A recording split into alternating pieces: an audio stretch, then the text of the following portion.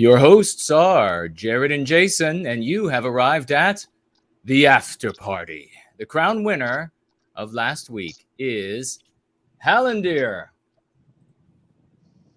financially gifting $50 US. God bless you and thank you so much, good brother. Congratulations. Second place goes to Rory Herbert, financially gifting $5. God bless you, sir, and congratulations. You may, as always, folks, financially gift on Cash App, which is in the description below. You will also find Entropy, which is a cost of 15% to you, which is also in the description below. That will be up running momentarily. Jared and I evenly share all financial gifts with our guests here on the after party. And today we have the one and only, the hero, Nathaniel, on tap. We're going to be having some very interesting and productive conversation today. Something you don't really get elsewhere, actual strategizing about recapturing our destiny. Nathaniel, would you please introduce yourself to some folks who might not know who you are? And then Mr. George will take us into the conversation. Oh, sure. For those of you who don't know me, y'all can call me Nate. It's a bit less formal and a little more personal. I've been hanging out around here, I don't know, going on almost 2 years now. You know, this July will probably mark my second year of going free. Nice. Found this community of all places on a Mongolian throat singing forum, and now I'm glad to be here. Yeah, been involved in a few projects that people have kicked up around these parts. Nate Aripic and I worked pretty closely to get the outreach team going. I've been trying to assist Verato and Patrick with some of the Go Free clubs and all that going on. And have even tried to contribute a few automotive themed videos to the School of the West. Beyond that, avid writer. Love writing fiction. Recently got a story running in White People's Press called Aquarius. So you can go check that out. Hoping that this time around we can take the gold on the Antelope Hill Publishing Contest, but we'll see how that goes, because I know there's a lot of great people who are stepping up to the plate on that, and well, whoever they decide wins, well, they deserved it. So that's a little bit about what I do. I do a little bit of everything, jack of all trades, master of none, or maybe a couple. If you discovered this on Mongolian throat singing chats, then I guess the outreach team's really getting around. Well, this was before the outreach team things. I think this was back during the height of the Summer of Terror, and I was just keeping my finger on the pulse of things and seeing what was going on, and somebody linked me to you guys, and I sat down and I'm like, oh yeah, that makes tons of sense, and have been here since and haven't looked back. So whoever that was, thank you. I appreciate you. I have no clue who you are. Somebody in Mongolia. Somebody in Mongolia, probably an avid throat singer too. Yeah, I've been trying that. I've tried that myself to open up my voice.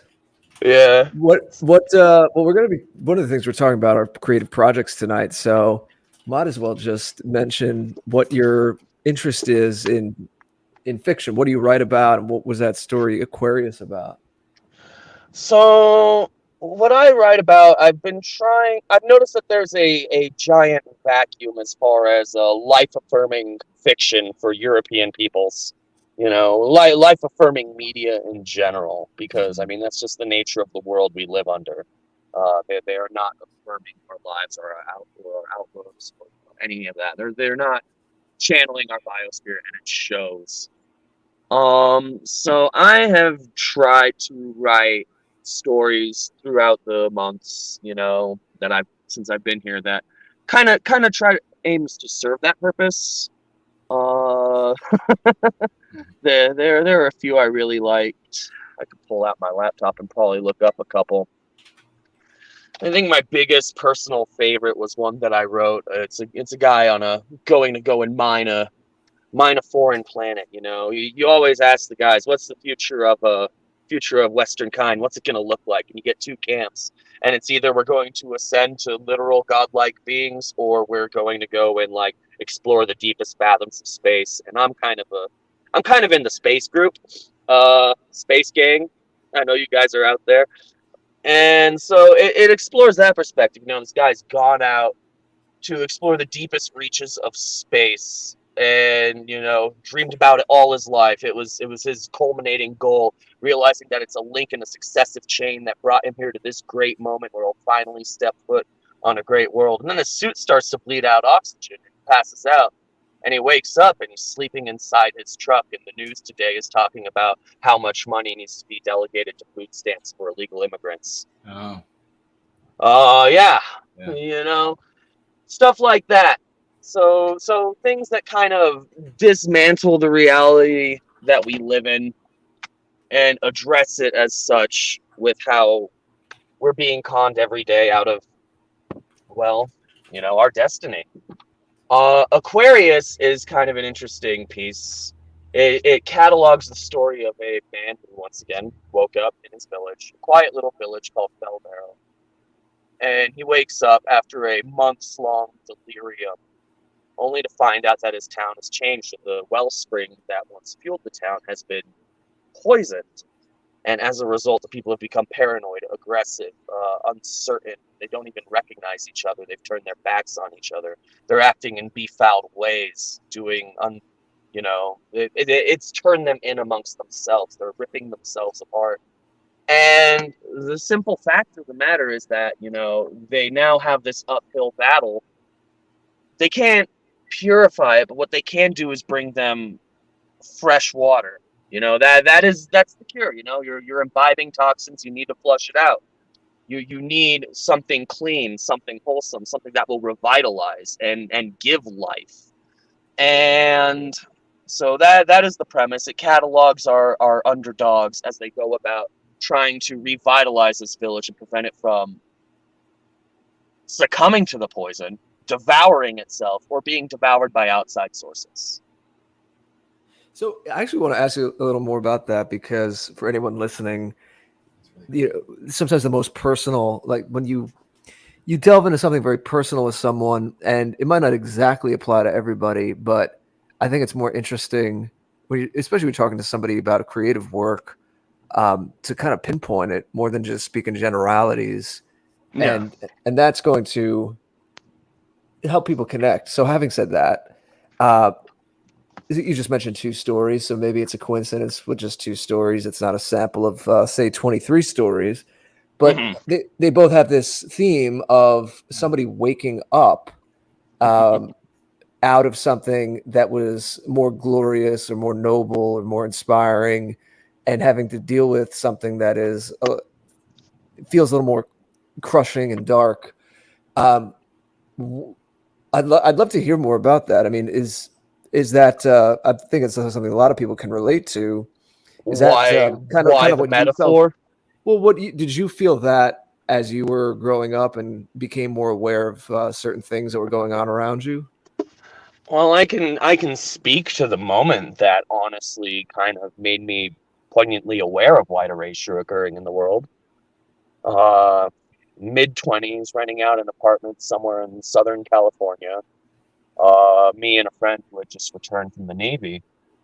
And I come home one day and he's lost in some political stream or whatever. And I make a comment on it, and I'm like, yeah, that's great and all, but, you know, we live in a majority white area. And he just looks at me. He's got this fire in his eyes. I was like, do we? Do we? Go outside, come back, and answer me that question again, honestly. And this guy was my friend, you know? So I valued what he said. And I got up, I went outside. And that was the line we always heard, like, oh yeah, this place in California, it's, you know, it's predominantly white, you know, so many white people here, et cetera, et cetera. And I went outside and I walked around and I looked, and there was nary a white face to be seen, which really just kind of left me gobsmacked, because you realize the power then of being told to believe something versus what the state of the world actually is, and how much sway that can hold on any given individual. You know, I had bought it hook, line, and sinker, even though it was objectively a false representation of the reality I lived in. And so it kind of shook me loose in a minute. You know, I had been lied to. And I saw it, I tore back the veil and realized that what was being told to me was not the truth, even though I was willingly echoing it because it was so loudly heard. Wow. So I guess that's why I kind of enjoy the metaphor of awakening so much. Yeah. Did you feel that at any other point, learning more about the world or having different experiences? There's also that feeling. It's very closely related in what you're saying. The themes that you're writing on is that like there was an interruption, like there was a trajectory, Right. that was supposed to be going in a certain direction. Everyone has their different, I guess, worldview orientations and spiritual religious beliefs. I don't think anyone in this listening to this would think that, we could, whether it's through science or whether it's through spirituality, make things quote unquote perfect in this world. There's, every age has its challenges and its things you could point to that are good about it and bad about it, I guess, to put it in unsophisticated terms, good and bad. But but there's still a feeling of like you're saying, able to explore and keep scratching that itch of exploration. That's why space fascinates a lot of people, or even if it's not, that could be taken as a metaphor too. There's still plenty to explore and develop on Earth, but of course, not that we're like tech worshippers here, but our people are always. I talk about this a lot. Like, there's always this marriage and this tension of the organic and the natural, with that drive for overcoming the natural world, or at least managing it, making our gardens, making our structures around it. So there's like that organic side of us, and there's a technological side of us. But before I go on too much about this, because we want to hear from you, it's, again, what I'm interested in is that feeling of a trajectory or a path that was interrupted. Yeah. The interruption of trajectory is a very real thing. There was that initial trajectory that I was upon as a young man, where I probably would have ended up very much anti-white. And, like I said, I was buying into the narrative. And the interruption came from a friend who told me to go out and give an honest accounting of reality with my own eyes, to ditch what people had told me. The narrative had been interrupted at that point. That was the crux and the cornerstone. As you can imagine, from then, I didn't really have any effective methodology by which I could counter it. So I embarked on another trajectory, one that was much darker and, more villainous in its proclivities. And I followed that trajectory for a bit. The initial awareness, while it was a ultimate catalyst to get me to where I am today, took me down an erroneous road, a bad path. And so from there, you see the interrupting of that trajectory again, only a couple years ago, when I discovered the practice of going free. So it does have a bit of a redundancy and a thematic significance in my personal life. And the way that I look at it is, you need a basis by which to create something.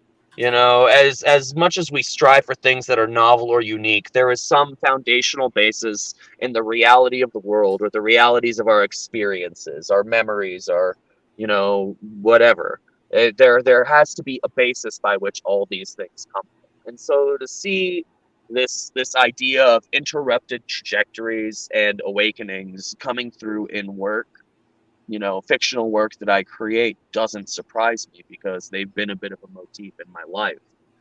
And so it doesn't surprise me in the slightest that it would manifest when I go and create, say, a piece of fiction. Right. Yeah. And of course, we'd be interested to hear from other people listening on that theme too, if they felt that sense in their own life or in a wider cultural sense that we were on a certain path, and that it's tough because you don't want to be oh me oh my. I'm not into pointing to outside things and saying, well, because of that, I can't now do anything. But there's still a sense of, I mean, even in a jokey way with the memes of, I think this came up recently, Jason, but it does apply. There's a shadow or a seed in it of truth. It's the whole, we were supposed to have flying cars by now. It's like when you look at the mid-century of the 20th century and what the promise of the technologies that were being developed held, and it's like technological development stopped, but I think it could be probably channeled and funneled in different kinds of ways.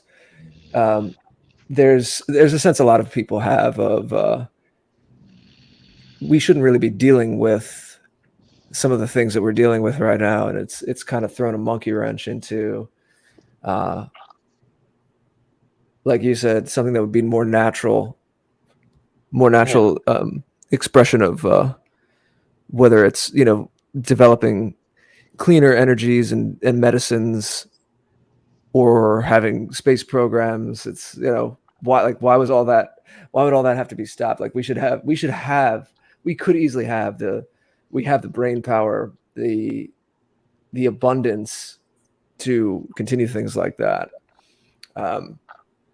So yeah, I'd be curious if you have any further thoughts or people have thoughts about that in the chat. But it is, it's an interesting theme, and it's something that kind of is emotionally arresting. Because I know a lot of people have these frustrations, and then the question becomes what to do with it, which is we want to continue to talk about media, artwork, and what you want to talk about tonight, and as far as what to do with those frustrations, there's really only one sensible option, and it's presented in the motif already, and that's to interrupt the trajectory and redirect it, which is kind of, I think, the work that folks in this collective and communal endeavor that we engage in are all involved in.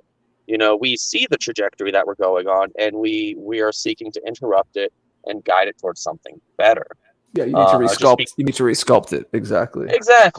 Because the interruption of a trajectory is a neutral event. The ultimate determinant of the nature of that event is the end destination of it. And I also think that lends itself to the power of the motif, because the interruption of the trajectory can take any form. It's not set in stone that we're going to redirect this and it's going to become bad or good or some middling ground in between. It's just the simple fact that we are changing course to somewhere new, and the destination is what determines the nature of the new trajectory.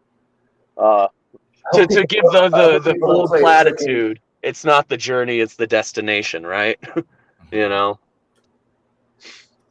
Well, I like the journeys, but I think it's more the direction you're going in.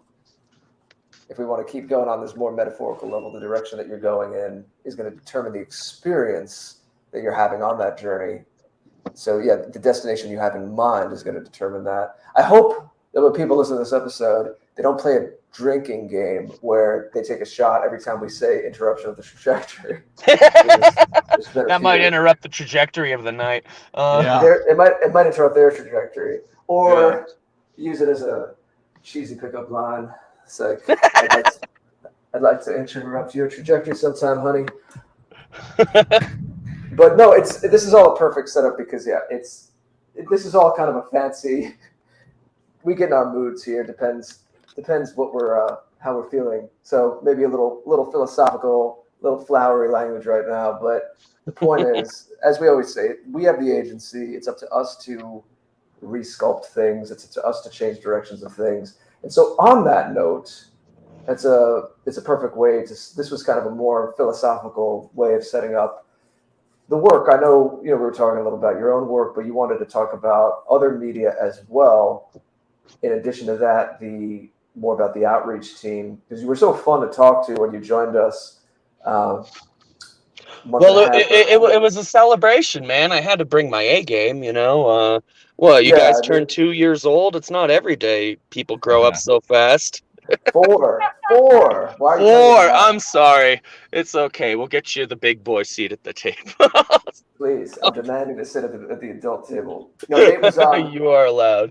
Yeah, it was almost 2 months ago. Nate was on the 4th anniversary show for the after party back in late February, and you were a lot of fun to talk to. I know we've spoken at other times as well, but yeah, you had a lot to say, and those were only quick slots on that show, on that birthday celebration. So we know we want to talk more about the outreach team and media. So, I mean, it's really, the floor is yours about all of these themes, and we'll keep an eye on the chat as well. Jason, let us know if there's any questions popping up along the way, please. But yeah, well, let's start with brass tacks, because I would be remiss if I did not ask people to always, please contact Naterific, help us out in the outreach team. You can find us at White Wellbeing outreach team at protonmail.com. And you know, there's no lower threshold on participation, I guess. It's participation is what you can make of it. If you've only got a minute a week to come in and, write a comment or leave some upvotes or likes or do whatever, it's great. We do not ask a minimum participation requirement. Engagement is what you make of it. And we have a lot of different areas where we are, in fact, moving and organizing as a team and trying to get the message out. This is the nature of the anti-white regime, of anti-whiteism. This is what we live under, and get out there, get people using it. You were saying something? Since you're talking about that, just for anyone that doesn't know, why don't you mention exactly what it is that you're doing? Sure. So I'm just going to go ahead and say it, and you guys can, and Jason's parlance, at CNN about it. The internet is an astroturf. And what we do is we go and we find places where, people are discussing about events or recent happenings in the news, articles, what have you. And we go and we move in there as a group and take over the comment section and make it a giant echo chamber of white well-being. And I'll tell you something, it's so much easier when you have people there by your side to do that. You go on some random thread in Twitter and, everyone, you're right in the middle of mud, like that's anti-white, and you get dogpiled by a bunch of weirdos. Your audio is going in and out a little bit. It's getting muffled, Nate. Well, let's let it stabilize.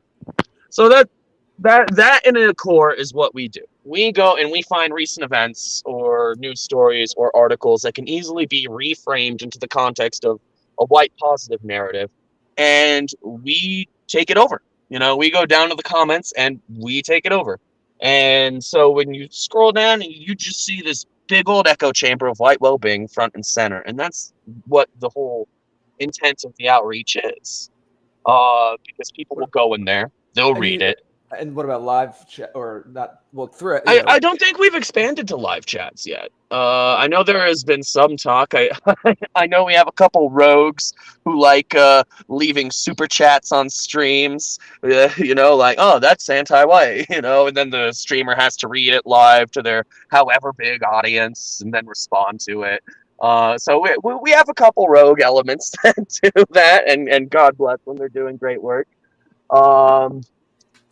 We haven't actually organized that in any formal capacity, but we do encourage people that if they find a new platform that they might want to go and campaign on, to maybe round up a few people from the group and go get it. Like, what was it? Patrick in Southtown came to me with a Quora group called It's Okay to Be White.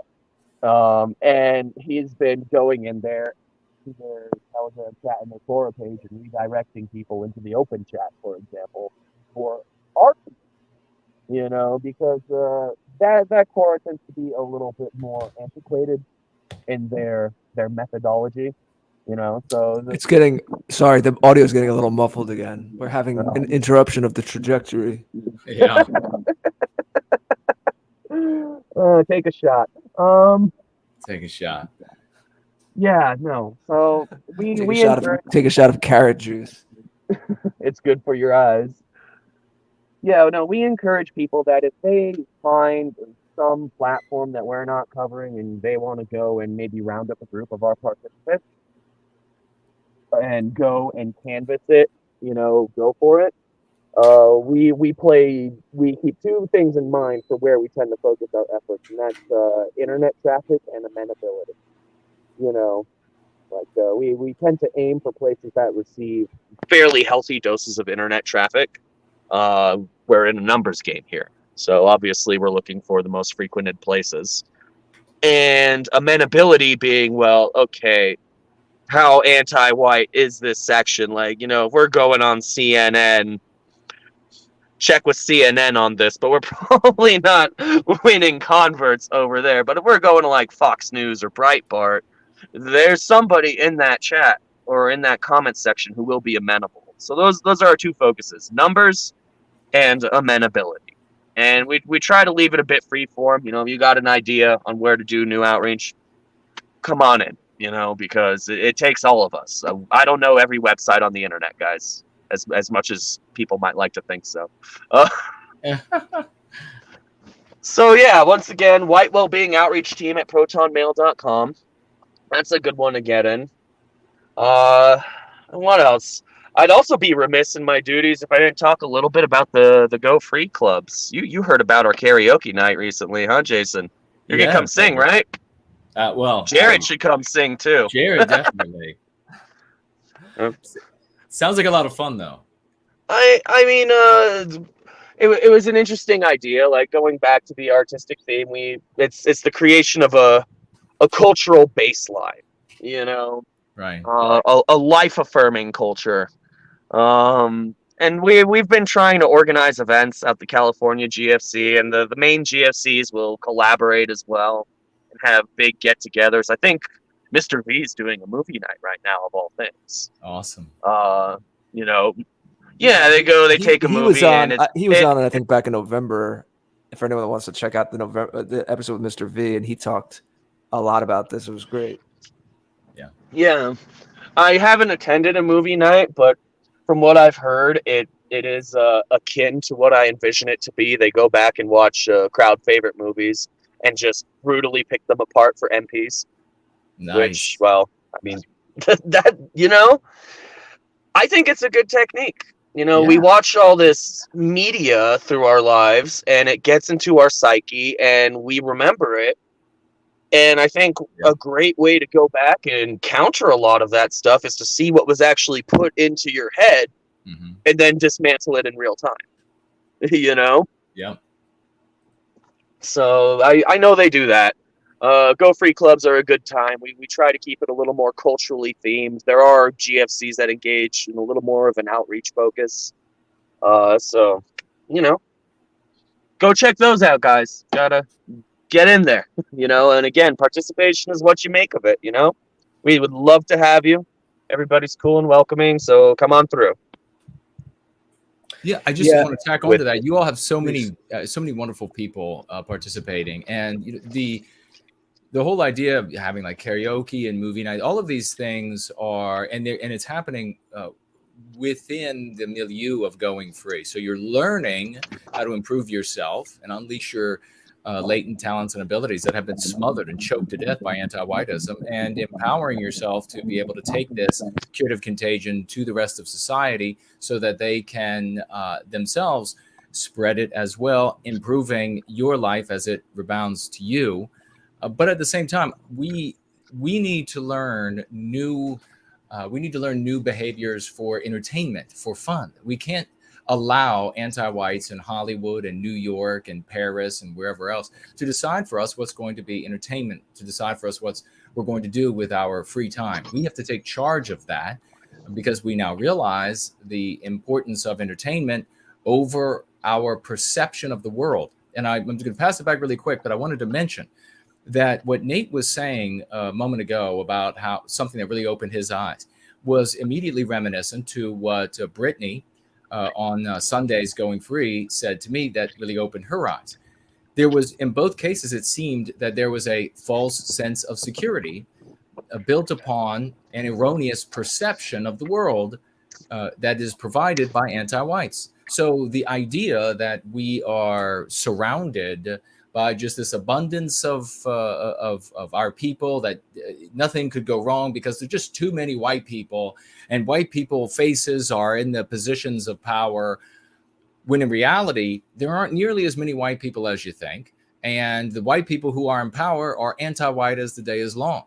And so Brittany actually said, she said when she realized that we were going to become a minority, of course, she's thinking of her children and observing how white people are treated even today, even a decade, 2 decades, 3 decades, 5 decades ago, treated like worse than dogs.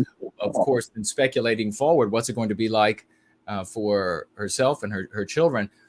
Nate has a similar. His buddy says, "Are we really? Is it really that safe? Are our ways really going to persist? What's the world like out there?" And Nate did the heroic thing, and that is to take a big swallow and look reality hard in the face, which is every man of the West is, if you're going to be a man of the West, it's something you got to do. And he went out there and he saw it and then spoke the truth after seeing it. And so this entertainment, this is something that moving forward, we have a grasp on, a understanding that entertainment not only informs or it not only persuades reality, it is reality for us.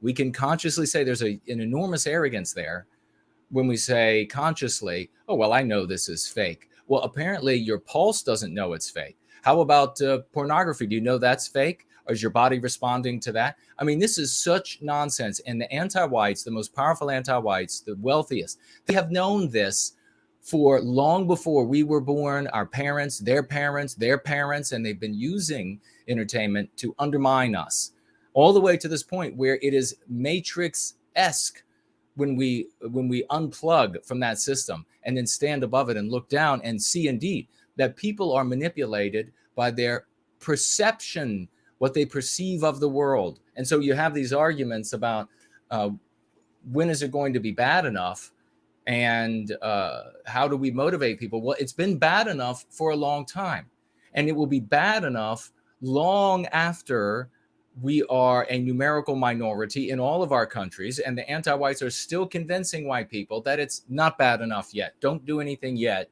It's not bad enough. They will continue to convince us of that all the way till the fact to the moment that there's one white guy left, and he's known worldwide as the racist. So we have to communicate a perception to our people that is reality, a perception that motivates, and that in large part is done by the diligent, arduous, glorious, and heroic work of the outreach team. If you want to be involved, you need to get involved. I think the outreach team email address is in the description below. If it's not, I'll find it and I'll put it up. I know we have the general chat in there, and folks can get involved there. Do get involved. The Going Free clubs, you have to get involved. You have to get involved. We have to take charge of our lives. And the most important thing is not the poison under your sink, or whether or not, in my opinion, it's not the poison under the sink or in the medicine cabinet. It's not whether or not the guns are locked up or have trigger guards on them, or the bow is restrained so the kids can't draw an arrow on it. No, the most important thing is the entertainment. What we are imbibing as entertainment is reality. So we have to get involved ASAP, Going Free, and in these communities. So you're gonna have much more fun anyhow, getting involved and looking back at these old movies or karaoke or whatever it might be, than sitting your fat or skinny ass on a couch somewhere with the potato chips and some anti-white, viciously anti-white sitcom or made-for-TV movie or DVD, silver screen movie, whatever it might be. Take charge of your life. Stop being the spectator. And I'll pass it back to somebody Nate for his thoughts on that, who's obviously taken charge of his life. Yeah, they're this whole passivity needs to go. And one thing that Naterific and I talked heavily about when we did the outreach team is going out and putting the lexicon and the dialectics and, going through the hoops and the motions and demonstrating how to counter anti-whiteism works. But if we don't have an alternative structure to which people can go, then we have given up already. You can tell somebody till the cows come home that X is anti-white, Y is anti-white, Z is anti-white. But if they don't have some other option that, one, appeals to them, and two, it's not anti-white, then they'll keep going back to the anti-white medium. We're losing the audio again. How many people? Oh, yeah, I am so sorry about that. Now it's better. All right. It just goes through it like a phase where it gets muffled. Yeah. I am speaking to you guys through a phone, and I tend to get a little animated and wave my hands around. I'm sorry. It helps me think. That's my my Italian side coming out. I need to do the hand motions. Yeah, no. If there needs to be this alternative that people can go to, because we've seen it time and time again. Let's take the Super Bowl, for example. People had a huge fit about, the blatant disrespect for Western iconography, like the American flag, for example, and the kneeling during the national anthem. And they're like, well, I'm never watching the Super Bowl again. How many of those guys have gone back to watching the Super Bowl? I guarantee you droves. The numbers probably aren't what they were because, some folks do have resolve and mettle like that. But others, tapped out for the season and were right back next year. And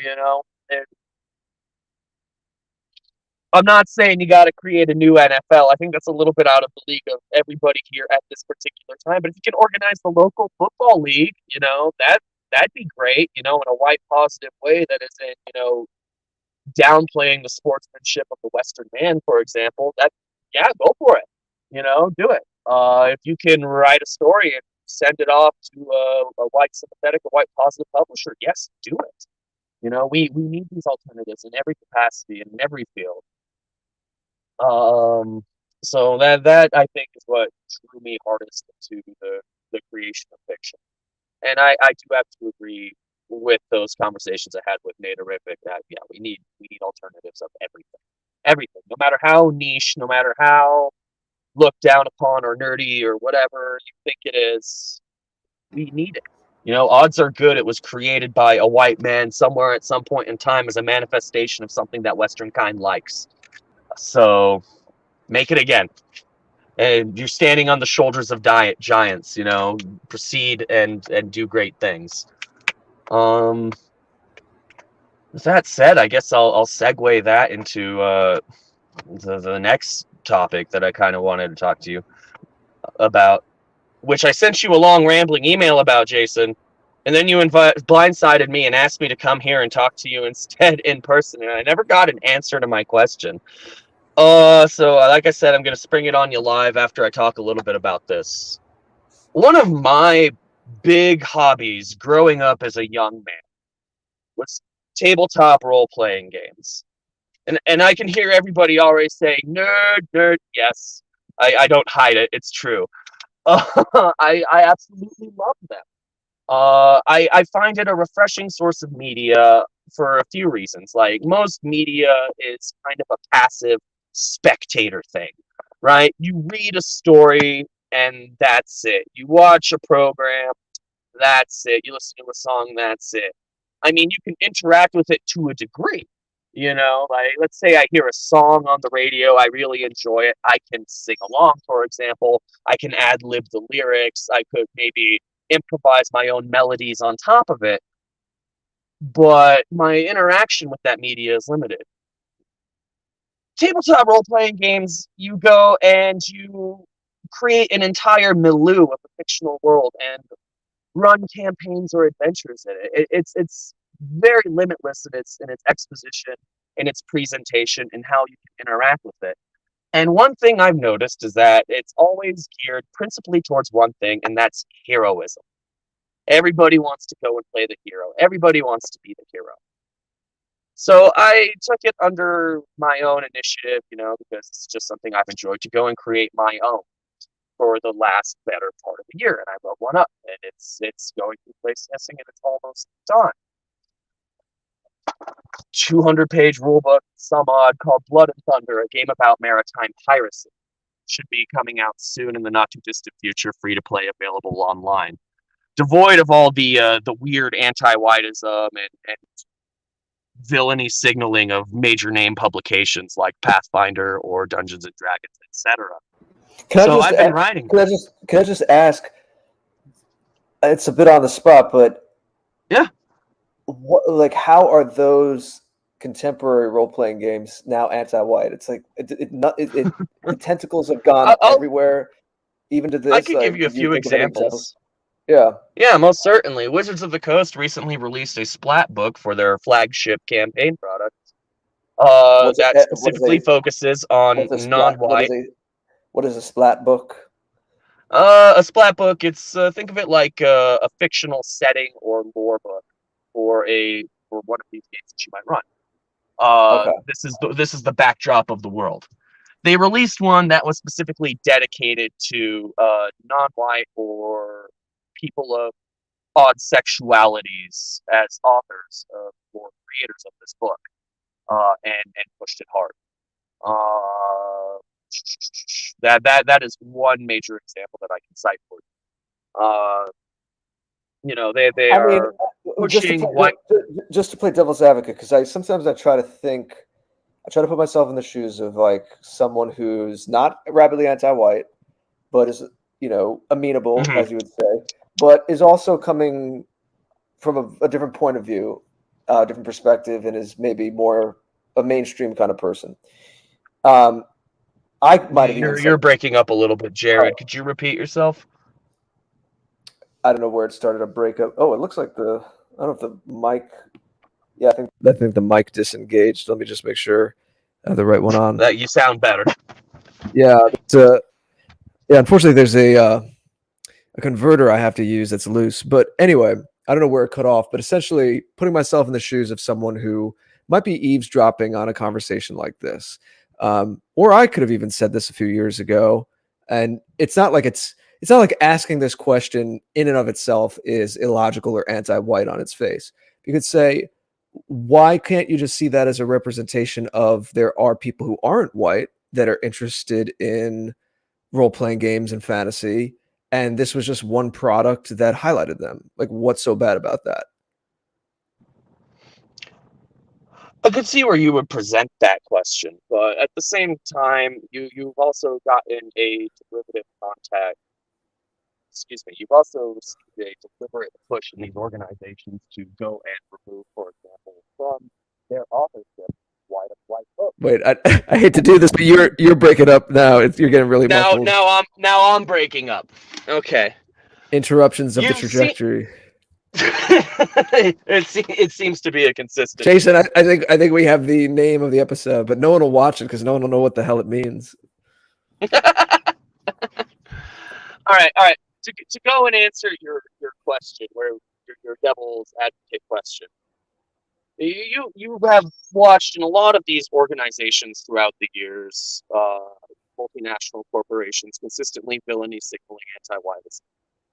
Wizards of the Coast is not above and beyond it, so much so as to rag on the primary core of the bandits. This hobby was created by a bunch of white folks. It was a couple of white guys who were like, we want to go and create war games. And the consistent messaging coming out of these major corporations is that we no longer want the old fan base of these organizations. Something, insert your favorite anti-white slur or ism. You can see these arguments being made a lot of the time from independent creators from the primary companies themselves. So there is this push, that even in something as innocuous as a game, that white people are villainous and trying to exclude others from this milieu. I don't know if I really quite answered the question as effectively as I'd No, like. well, it just makes me think, and of course, it's good to get all different types of perspectives on this. That Mhm. in such a conversation, of course, your friend or family member, and you have to read the room and read the Right. context.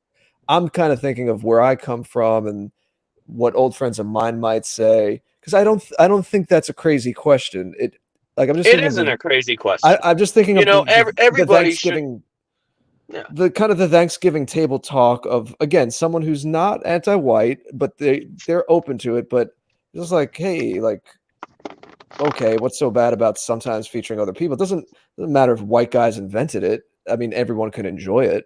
I'm not gonna Right.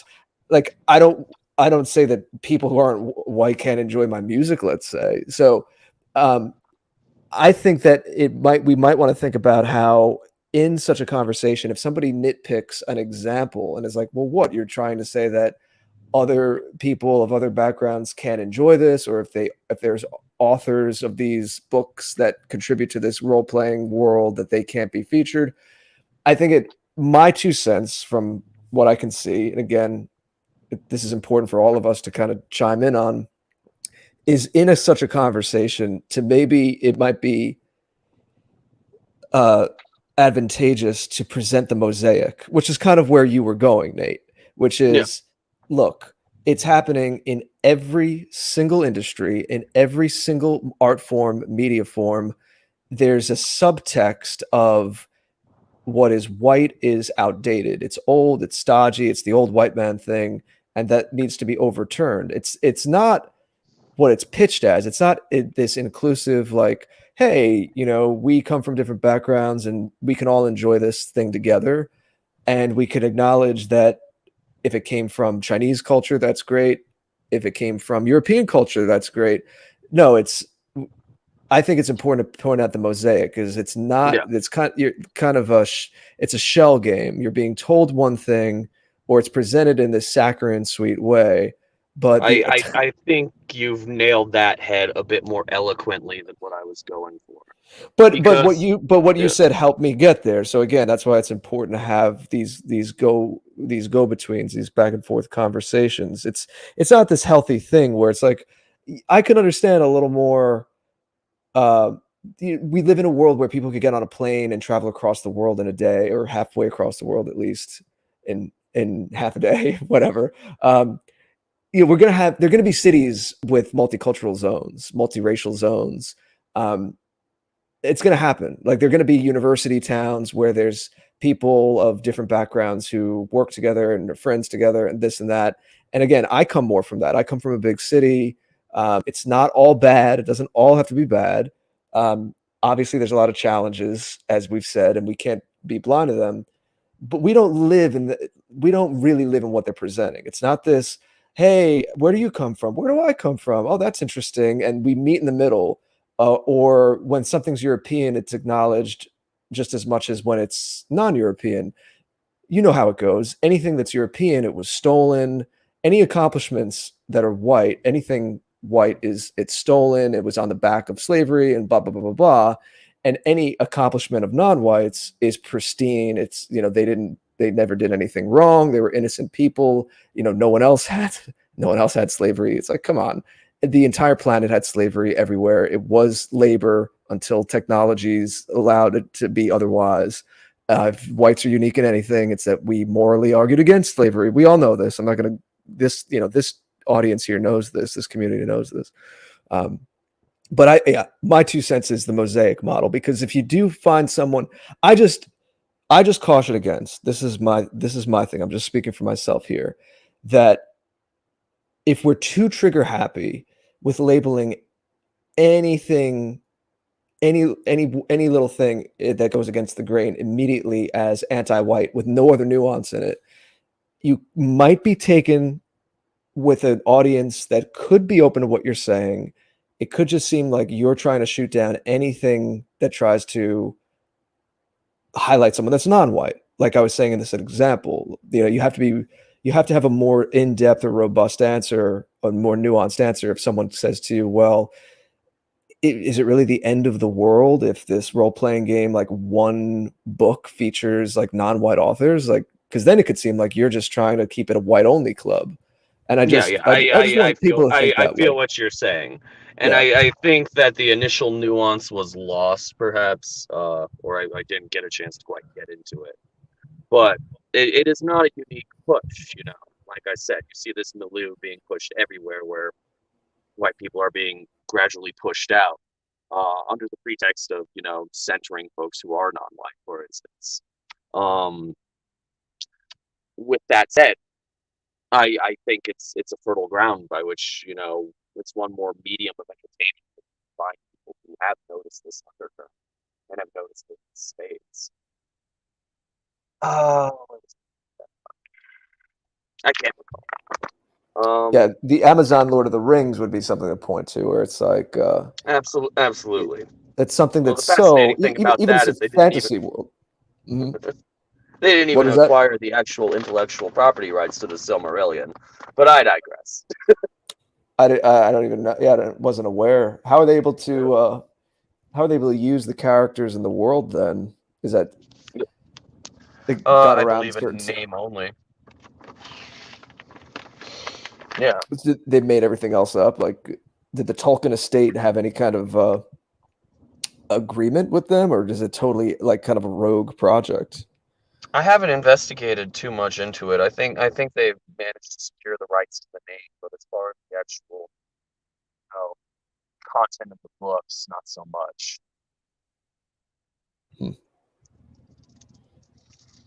Well, before we looked at any questions, did you have anything to add about any other kinds of media and art Yeah, forms? yeah. I actually want to get to the meat of what I wanted to ask Jason that I Oh never got yes, a response for. you had a question to Yeah, put him in the that's where hot we seat. were going with that before we walked away. So obviously you see this anti-white bent in every single form of medium and entertainment. Me and a couple of the guys in the GFCs got to talking because, you know, some of us enjoy this type of entertainment, and we were wondering how you feel if we all got together and put together a Prometheus Rising role playing game. You're muted. Gotcha. A Prometheus Rising role-playing game. You're wondering if you could build that game. Let's build it. Yeah, for tabletop. All right. Okay, yeah, because I think it would be great, you know. The one interesting thing about this medium is that people can go and immerse themselves in it more Yeah. effectively than you know, other mediums, for example. Like you can play a video game and you don't have any control over the messaging or what you receive from the experience because it's limited by the parameters of the code. Whereas, you know, when you go into this sort of stuff, it's limitless potential. You're only limited by what you can think of employing upon the table. So I think it would be a kind of a neat project to do. I know me and Verato, I know Verato was compiling a list of other people who are avid in this sort of pastime, you know, so it would be a group project. It wouldn't be just me. But yeah, no, we want to make it. So I guess that means I have to pick up a copy of Prometheus Rising. I'll send you one. Don't worry about it. We'll cross that bridge. All right, man. So yeah, that sounds exciting. I'm all for it, man. Yeah, and the nice thing too is that, you know, while I've spent the last year like working on my own personal projects, you know, that I'm about to put out there in the world, I can just port over a ton of the work that I've already done because, well, an interesting thing is that you can't own mechanics. Like, how many board games would be playable if somebody owned the monopoly on using dice? You know? Right. So it would just be easy as cutting and pasting and adding the flavoring of the world for the most part. So yeah, no, I'm excited. I'm about it. I'll let Mr. B know because we were talking about that in depth. We're like, wouldn't that be cool? And I think it'd be a good way to, you know, popularize the work. You know, people are like Prometheus Rising, what's this? You know, and go in there, maybe a few lexicon terms scattered around as mechanical elements within the game itself. Then they'll be like, well, what inspired this? And then maybe they'll come to you and maybe they'll love it, or, you know, maybe they'll just totally go the anti-white route and back out. You never know. But it's just one more subtle way of getting things out there, I think. So I think it's worth a shot. Yeah, heck yeah. That'll be. I'm excited about that. I agree with everything you're saying there. Yeah. Yeah, it seems to have all the elements that you would want to attract that crowd, you know? Yeah. Well, heroic fantasy, there's a reason why people like it. In our day-to-day lives, how often do regular folks get to be heroes, or at least portray themselves in a heroic light?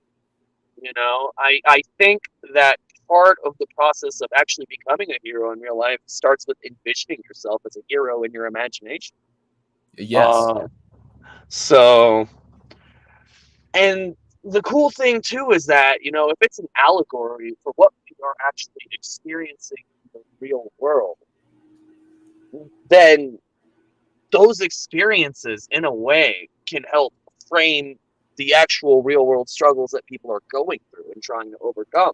Yeah. So I think it has potential, you know, something fun for the kids, the family, all ages. I will let Mr. B know. We were very kind of excited about that when the topic got floated, so we'll go from there. Very cool, man. Yeah, I'm looking forward to that. And it's another element of a multi-pronged approach with a story that is, I intentionally wrote to teach us about our strengths and weaknesses. And I create fictional races and to use as foils. And I teach us about how our strengths are used against us. And obviously, it's a little easier to understand the weaknesses that are used against us. But it does indeed encourage one to see oneself as that hero, as that participant in that story, the story that is becoming your life. We do this all the time. We do it with fictional media all the time. And that's something that I know you wanted to mention. And I want to give you the opportunity, Nate, if you haven't touched upon it firmly enough. And this is the affirming media for our people in every genre. And I know we have the gaming and we have literature. Is there anything about either of those you would like to mention, or something beyond either of those two topics? Well, I can't speak much to music. I really haven't played guitar much, and my singing voice, admittedly, is not that good. when I come on, I can carry a tune, but it's not glamorous, so I don't really get involved there. I'll leave that to professionals like Jared. You know, the written word and I think fostering the creativity of others to go and tell the tales that they need to tell might also assist in creating more of this alternative media that people can tap out to, you know? Because if they go and they immerse themselves in something that's a parallel to our world, they see the draws and they create these epic stories of heroism and overcoming and becoming, then they could translate that again. Uh-oh, Nate. Am I breaking up? Reposition or whatever it is to get you come out of the fog. With my trajectory interrupted. Wherever you are right now, that's in the midst of the fog. In the midst of the fog. Yeah, no, I think it would be an interesting way because, you know, you go and you take this thing that's tangential to the life that we're living right now, or parallel to the life that we're living right now. And you can frame it in a way that people can process, you know, on a subconscious psychic level. And they can take these tales of heroism and becoming that they spin themselves, and it could even serve as a catalyst to create new media that would further, you know, this whole idea of common enterprise of white well-being. I think you need to recalibrate the audio. It's all getting muffled. I'm sorry. Well, I'll just leave it right there.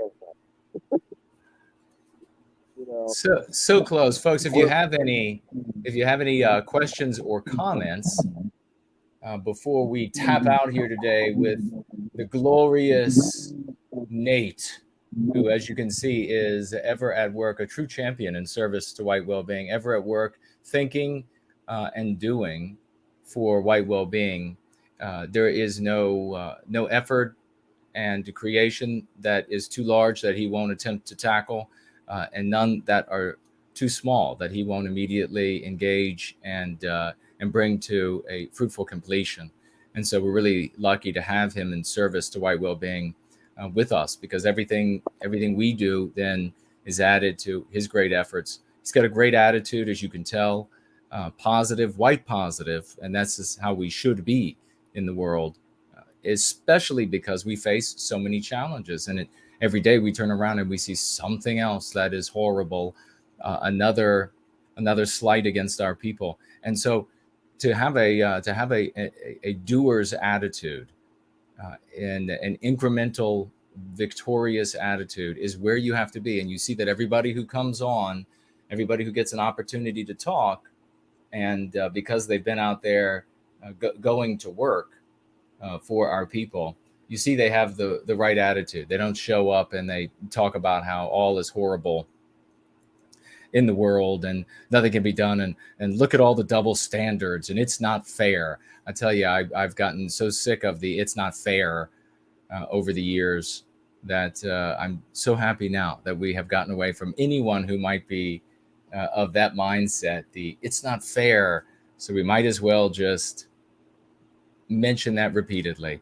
We have we have Maki financially gifting. Let's get a round of raucous emojis for Maki, who financially gifted just now $25 over on Cash App. And with those $25, he writes, "We are above the fog." We are indeed above the fog. Even if the tech sometimes gets in the way, we still can make it happen. I have to marvel sometimes with all of the technology. I have no doubt that things would be very different if we didn't live in an anti-white world. But I have to marvel sometimes with all the technology. We can't make phones work. When I was a child, phones always worked. I could call foreign countries even, and there was never any issue. These days, it's hard to get a phone to ring for a person in the same house. So it's taken some strides backwards, I think. Over here on Entropy, we have the one and only, a true gentleman, Rory Herbert. He writes with a $10 financial gift, and God bless you, brother. I appreciate it. Yesterday, my wife and daughter returned from Staten Island to celebrate Easter in England. That sounds like the beginning of a lovely book, doesn't it? Easter in England. Just before they left, they noticed a groundhog running across the garden. Whether or not it was escaping from Don Puxatani's mafia, I do not know. But please let Carlisle know. I will investigate further. Well, I think she's listening, so you just told her yourself. Thanks so much, brother, and my best to your wife and daughter, and to you for Easter, and everybody, a big happy Easter. We will be here on Sunday, though, because that's how dedicated I am to white well-being. We will be here to go free for all of you who are either done with your festivities or have nothing else to do. We will be here for you. Let me have one more check over here, and if there is any questions or comments that you would like to make, do so immediately with a tag for me, and I can get to them. Looks like we are indeed blank on Cash App, and we are blank on Entropy. So I will pass it over to our glorious guest, Nate, and he will give us his final thoughts and where folks can find him. Well, as far as finding me goes, at this point, your best bet is to probably join the open chat on Telegram. I lurk in there quite often. If you want to reach out to me for anything, my @ is firstnate. As of right now, I don't really have any website set up. I kind of would rather have a completed product before I actually drop something like that. You know, you understand. It's my perfectionism. Yes, of course. You can always sign up for the outreach team again, white wellbeing outreach team at protonmail.com. We would appreciate any help you can foster, no matter how great or how small. You know, it is always welcome. Sign up for the GFCs. We've got some cool stuff going over there where we're working on getting that cultural baseline established for our folks. And, you know, that you can't just always hold your face to the grind. You have to enjoy your life a little bit. You know, engaging with these anti-whites day in, day out will drive you nuts. They're as slippery as eels and as caustic as battery acid. You can't. You need to take a moment sometimes. I understand. So, you know, get in the outreach team, slay them in the comments, and then come hang out with us and sing some songs to decompress. You know, we're doing good things over here. We've got bold plans for the future, and I would love you guys to be an absolute part of it. And thank you everybody out there for all that you do. I see you guys sometimes when I'm moving around on whatever website, and I'm like, that guy isn't with us, but I know he watches No White Guilt. So what are you doing out there alone? Together we move mountains, guys. You know, join the Amen. outreach team. Individualism in a world of collectivism is suicide. Exactly. Well, very well stated. Anyway, those are my final thoughts. Pleasure being on here with you guys. Pleasure talking, and yeah, have a good night, I guess. It's a joy. pleasure. I hear the writer in you and how you speak, and it's a lot of fun. A lot of fun talking, and Yeah. the pleasure was ours. We enjoyed having you, and I look forward to more. And appreciate all the things that you're doing, and as you said, everyone together, all these different projects. It's always nice to see. It's always inspiring to see. So it looks like we've come to the end of our time together. So you can find these on Jason's channel here on YouTube or other platforms. You know, most of the videos on YouTube, but there's many others. And we have the afterparty.tv, which archives these shows and the Going Free shows. I have thegreatorder.com, and you'll be hearing more soon. So, Jason, I give it to you to take us out for the evening. Well, thank you, good sir, and a pleasure always conducting these conversations with you, dear brother, and wonderful having the great Nate on with us tonight. We need to support each other. The anti-whites, they have these big awards they give out to each other every year, several times a year sometimes, folks. You know this.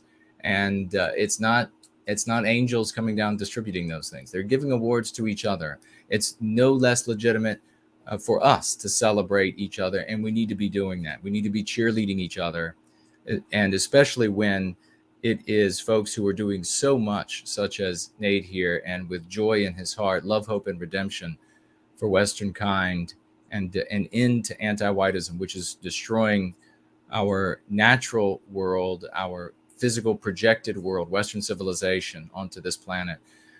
To stand up to that is to be one of the most glorious heroes in all of history. So a big thank you to those who showed up today and participated in the live chat, and those who just sat back as a wallflower. We're good with that as well. Welcome to you if you're brand new. We know we got a lot of new folks showing up. If you're watching live or in replay, a big welcome to all of you. Big thank you to our financial gifters tonight. And make sure, folks, that you don't miss any of these taps. Keep your ears and eyes open, because, you know, the YouTube, the anti-whites, whether there or elsewhere, they're always trying to shut things down so that the message of white well-being can't get to those who need it, which is effectively every single one of us. But we look forward to seeing you all again.